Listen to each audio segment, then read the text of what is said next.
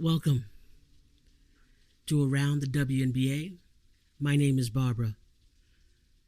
Let's get into it. There's one team that is interesting to me. You could put it that way. There's one team besides the Indiana Fever, which are my favorite team, who are very, very interesting to me. And the Indiana Fever will play them pretty soon. Now, we know next the Indiana Fever will face Connecticut.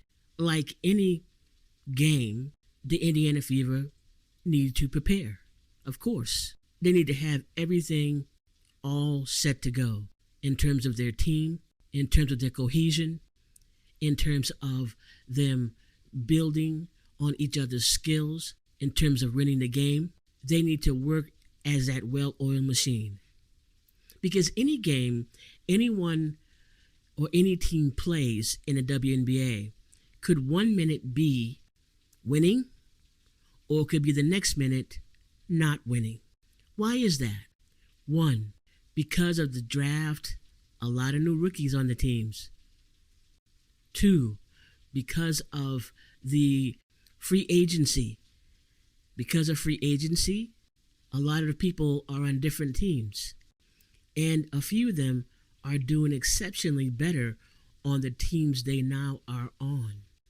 So there's lots of change going on in the WNBA within the teams. And so at any given moment, the team you thought was down could be winning. Or the team that you thought was winning could be down. As you see in some of the ones who have lost recently, namely the Liberty, the Aces, and also the Lynx. So we don't want to count out any team. If they do their homework, if they're practicing well, if they're putting forth effort, if they are coming on the court with a dog mentality, aggressiveness, if they are not sticking to business as usual, but playing to the team they're facing, which means they are doing their homework and they've seen the tapes and they know as they are today what they have to do against that opponent. If all of these things are going to go on and they do their homework, then they should be able to step up and be that team that could win, right? So don't count anybody out, as we can tell. And we're just, very still new into this season, into season 2025. We're still new into it.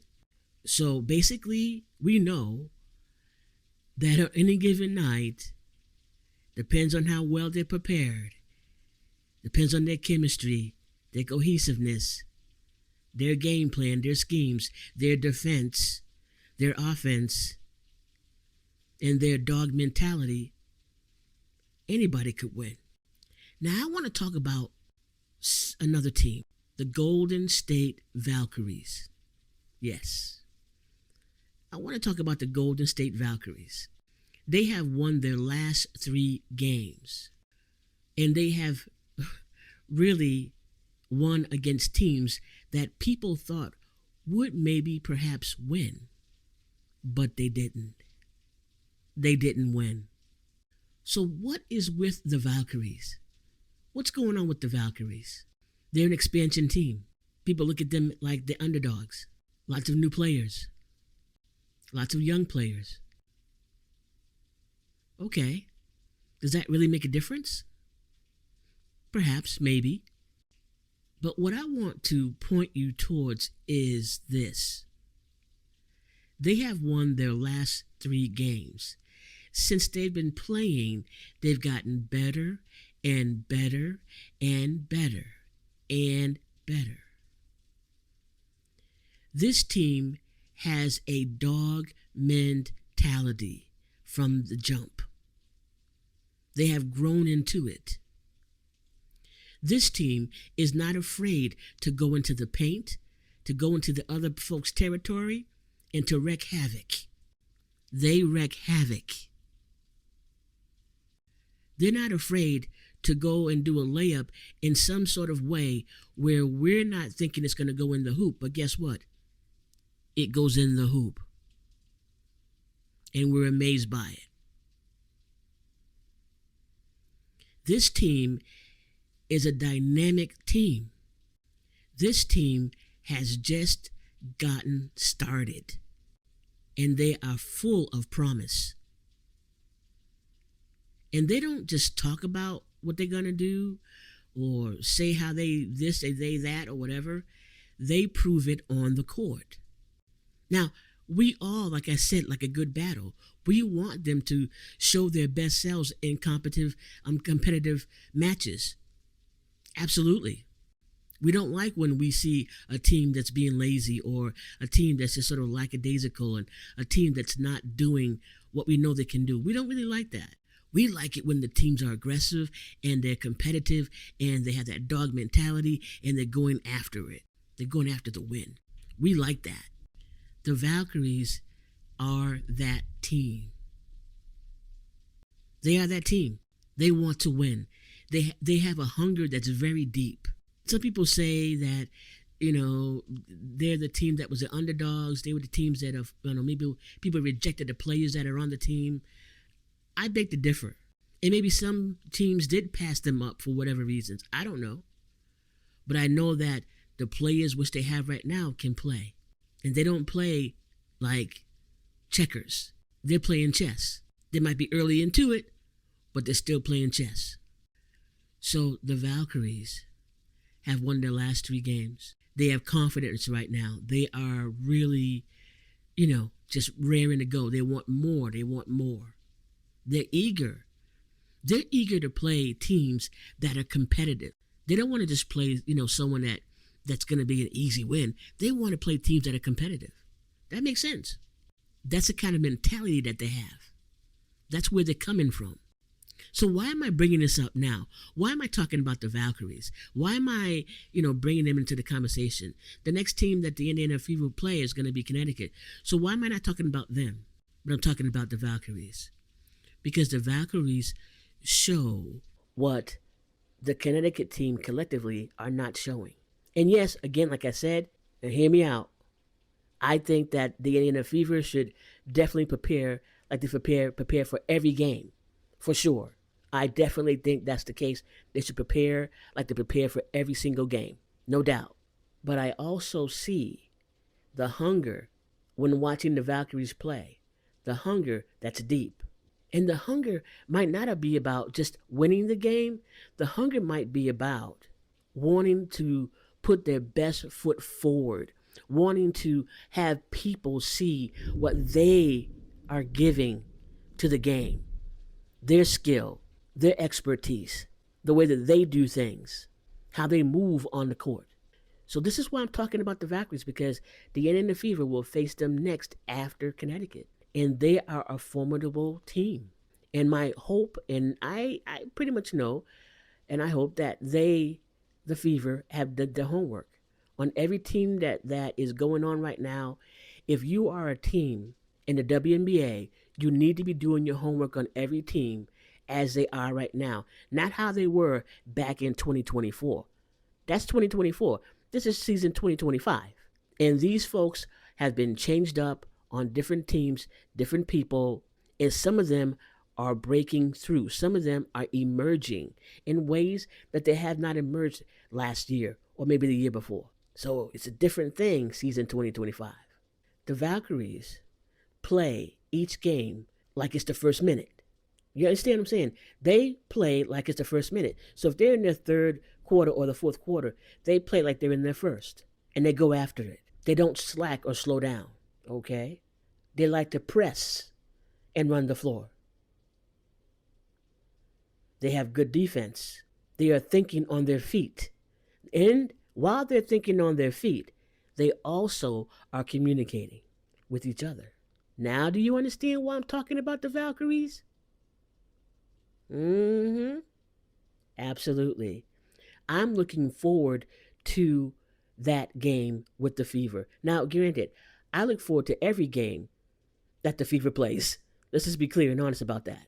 I'm looking forward to them playing Connecticut tomorrow. Absolutely. And I'm hoping that Mabry and those who are on that team will step up like they never had before, because I like competition. I like to see that battle. I like to see people do what they do in their professional, niche.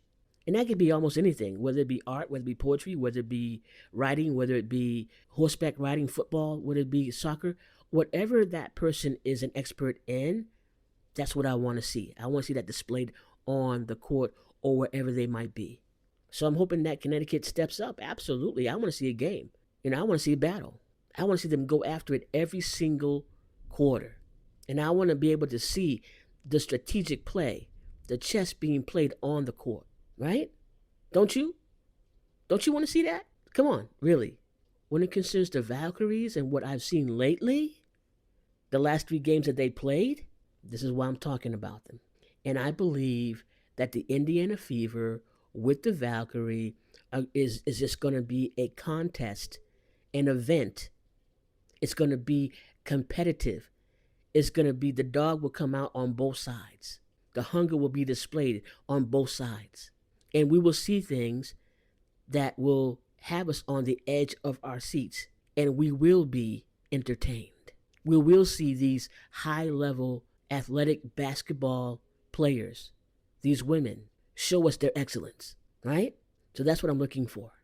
The Valkyrie, they are a team that is just a wonder to watch. And again, I like the Fever, and I love when they are doing what they do on the court, for sure. They're my favorite team. But the Valkyrie come up really close because of the hunger and the competitiveness and how they work as a unit and their ability to make each other rise to the occasion. Absolutely. Just take a look at this for a second. A team of 6 women. We've come from different teams around the league. We know what it takes to be great teammates, and we know what it takes to step up and do what we need to do for the team to succeed. So whoever leaves, it's going to be fine. Everyone is going to, someone's going to step up, right? And we're going to do it together. So that's really the strength of our team, I think. Over to KT, nice fake, Kayla Thornton. First shot, Martin, fire away! Just giving you a little bit of what they can do on the court. And I'm sure some of y'all have already saw these, but just so you can get a little bit of understanding about how they move on the court. Now I want to get into some stats with you that they have, and you tell me what you think. The last game that the Valkyries played was against the Storm, Seattle Storm. The score was 76 Valkyries, 70 the Storm. In the first quarter, it was 15-21 Valkyries. Second, 16-23 Valkyries. Third, 19-20 Valkyries. 20-12 Seattle. That was what the quarters held for them. So the Valkyries played hard first, second, and third quarter, which gave them a little bit of a, little padding that they had for the fourth quarter. Although they never want to wait. No one should wait until the fourth quarter to win a game. So you need to start early and stay consistent, right? The Valkyrie, Thornton had 7 out of 14 field goals, 22 points, 3 out of 9 3-pointers made. Timmy Finbangley had 16 points, 8 out of 14 field goals, 7 rebounds. Veronica Burton, 8 points, 2 out of 8 field goals. And Carla Late, someone to watch. She had 14 points, 6 out of 10 field goals. And from the bench, Billings had 5 points, Martin had 5. And then for the Storm, Diggins had 21 points, 7 for 16 field goals, 3 out of 7 3-pointers. Gabby Williams had 9 points, 3 out of 8 field goals, 1 out of 5 3-pointers. Ezzy had 10 points, 5 out of 8 field goals. Erica Wheeler, 6 points, 3 out of 11 field goals. Gabby had 5 assists, and Gabby had 4 assists, and Wheeler had 5 assists. From the bench, Alicia Clark scored 11 points, 4 out of 6 field goals, 3 out of 5 3-pointers, and Lexi Brown had 5 points, sorry, and 1 out of 3, and 1 out of 3 for 3-point made. So as you can see, basically they did well. They did well. Seattle is no sloppy team usually. They just weren't hitting it like they usually were on the court. And every opportunity that was presented to the Valkyries, they took advantage of it. Period. They took advantage. Now, I'm going to just say a little side here. Now, we know their coach was someone who was actually with the Aces last season. And now she's the head of this, she's the coach of this Valkyries team. So I was just thinking to myself, and I'm going to think with y'all, the Aces have not been themselves. Is it because the team has just been out of sorts because of new players and getting used to each other? Or does it have something to do with the changes in the coaching staff? I don't know. But I find it interesting that the Valkyries have won the last 3 games. And again, when players are winning games, it's not just them, the players on the court. It's everyone. It's the coaching staff that speaks into their life as players. It's the team working together. So there's a whole bunch of different things that come into a win. So let's see. I'm looking forward to the game against the Connecticut, Sun, absolutely. And I'm even more so interested in watching the game between the Indiana Fever and the Golden State Valkyries. It's going to be competitive. It's going to be fast-paced on both sides. It's going to be hungry. It's going to be that dog mentality everywhere. And it's going to be a game of skill and wits. A game of chess, not checkers. It's going to be a battle. So I hope that you have found this helpful.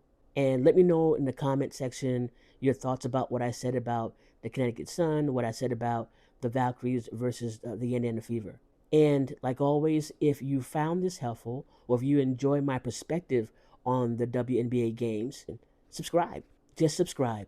It's time for you to subscribe. Might as well. And also give me a thumbs up, because that helps. It helps me a lot. I'm trying to get 1,000 subscribers. That helps me a lot. And don't forget to just tap on the bell so that when new content comes, you'll be notified. Okay? Like always, this is Barbara around the WNBA. Go Fever. Blessings.